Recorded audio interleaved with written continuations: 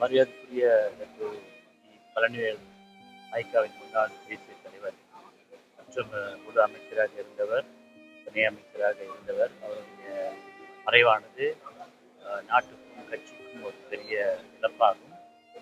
காரணம், அன்னாரின் காலகட்டத்தில் கட்சியில் நிறைய மாற்றங்கள் செய்யவில்லை. குறிப்பிட்டு சொல்லும் வகையில் மைக்கா உறுப்பினர்கள், அதுவும் இந்திய சமுதாயத்துக்கு முத்தாய்ப்பு வழங்கும் போல அவர் செய்த முயற்சி என்னன்னா இந்த அமானா இஃப்தியார். அமானா இஃப்தியார் மூலம் இன்னைக்கு அவர் தோற்றுவித்த அந்த அமானா இஃப்தியார் பல குடும்பங்கள் அதன் வழி தன்னுடைய வாழ்வாதாரத்தை, பொருளாதாரத்தை உயர்த்தும் வகையில் அன்னார் பாடுபட்டிருக்கிறார். பிறகு அவர் முழு அமைச்சராக இருக்கிற காலகட்டத்தில் தெற்கூன் கடல் உருவாக்கி தெற்கூன் கடவுளையே மேம்படுத்தியது. இந்த புக்கார் நடவடிக்கை பதிவு நிறைய நம்முடைய இந்திய சமுதாயத்துக்கு மேன்மையான முறையில் நன்மையான முறையில் அவர் ஆகவே மைக்காவின் சார்பில் அவருக்கும் அவருக்கு வருத்தங்களை தெரிவிக்கின்றோம்.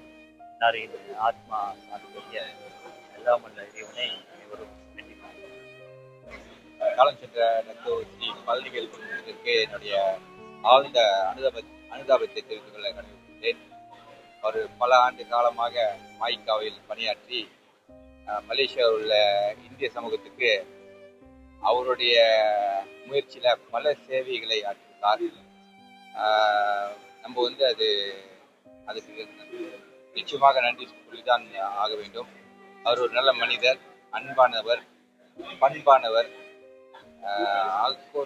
ஆக்ரோஷமா எதையும் ஆற்றி பேச மாட்டார், கோவப்பட மாட்டார், எது கேட்டாலும் முடியும்னு சொல்லி செய்யக்கூடியவர்.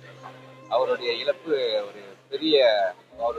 ஒரு பெரிய இறப்பாக நான் கருதுகின்றேன். நம்ம சமுதாயத்துக்கு ஒரு பெரிய பேர் இழப்பு என்று நான் கருதுகின்றேன்.